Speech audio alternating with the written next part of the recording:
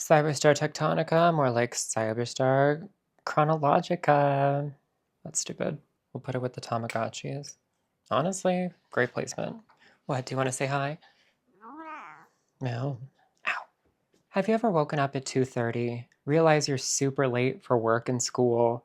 You text your boss or your friend saying, "I'm so sorry, I'll be right there." But then you look outside and it's dark and you realize it's 2:30 a.m., not 2:30 p.m. If you haven't done that, seriously, good for you.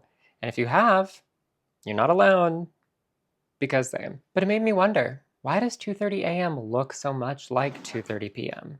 Who decided that was a good idea? That moment pushed me to change every clock I own, phone, computer, watch, to 24-hour time. Suddenly, no confusion. I know that 2:00 is 2 in the morning and 14:00 is 2 in the afternoon. No more confusion. But apparently, that made everyone else confused. Why does half the world use one system and then the other half look at it like it's alien math? Every time someone looks at my phone to check the time, I get remarks like, "What are you? British? Are you in the military? At ease, soldier." Or "What time is that?" Seriously, why is everyone so defensive about time? Maybe there's a deeper story here. Why do we split the day in half? Is that normal? Or is 24-hour time normal? After using 24-hour time, I realized that most Americans have no idea how to read it. You just subtract 2 and take off the first one. Or the other way around. 1400 hours, drop the 2, take off the first one. 2 p.m. 1700, 5 p.m. 21, 22, 23, 24. You get the idea. Now, to me, I feel like every hour needs to be like respected. You get like the beginning of the day starts at 0. At midday, you have noon. And by the end of the day, it's 22, 23. And then it starts over again at 0. But I get it. It's not for everyone.